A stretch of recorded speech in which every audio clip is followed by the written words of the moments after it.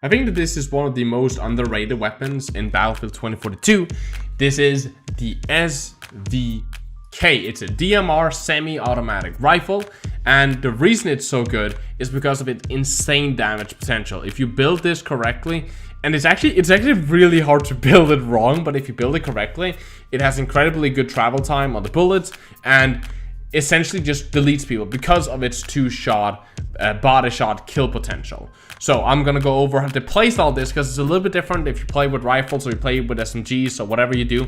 It's a little bit different than some of those weapons, and it's also actually kind of different from snipers depending on your skill level. So I'm gonna go over the playstyle. I'm gonna go over the favorite loadout, and again, of course, if you like this type of content, guys, hey, a like on the video, commenting, subscribing, share this video around if you think it was useful so more people get to have fun with this gun. I think I don't see it a lot on the battlefield. I don't get killed a lot by it. I don't see a lot of people wearing it, but it is seriously really good. It is by far the best DMR in the game. So with no further ado, let's just begin.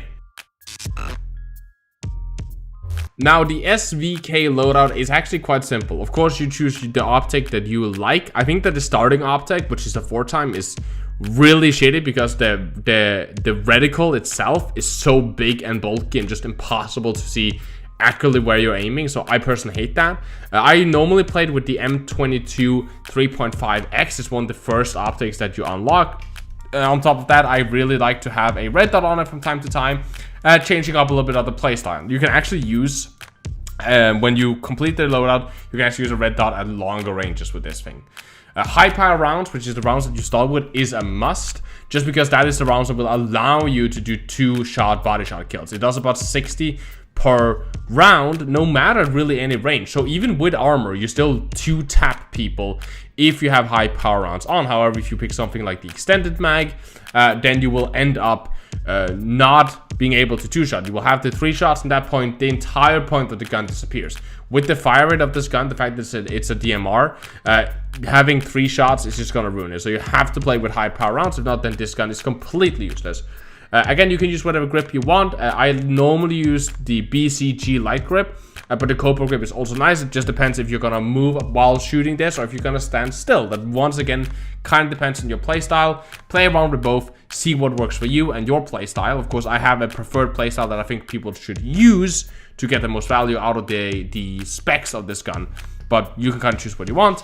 And then the most important thing, when you unlock it, equip an extended barrel. That is going to give you that faster projectile speed so you can easier hit targets. Of course, you can use a silencer or whatever, but that if you're gonna, in the beginning, you will have to lead shots far more. As soon as you get that extended barrel, it becomes far more of just get the crosshair over him, not as much leading, giving you more consistency at most ranges. Now, the SVK is a different gun from assault rifle and stuff like that.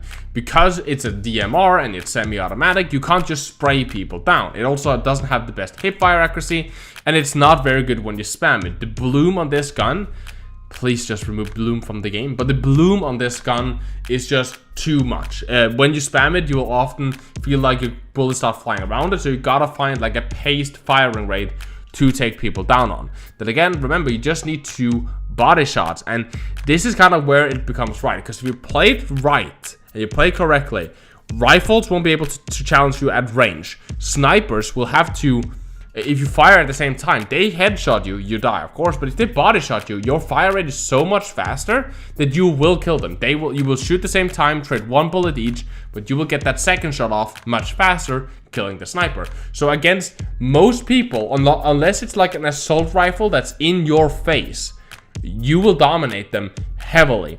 And that also dictates how you played. This gun is best played when you're sitting a little bit back and you're just picking off players.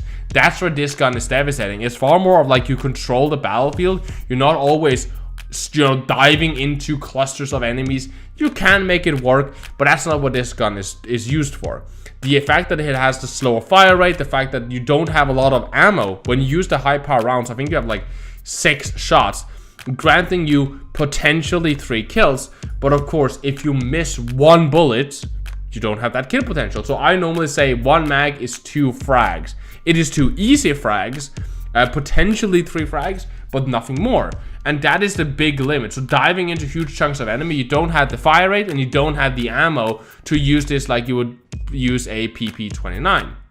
Talking about the PP29, this was actually recommended to me by someone that watched that video. He told me that, hey, this gun is actually pretty good. So thank you to Bibi for telling me that, essentially telling me about this gun. It is really nice, and of course, if you have any guns that you want me to check out for a future video, hey, the comment section, and of course I will credit you if I pick up your recommendation and make a video on it.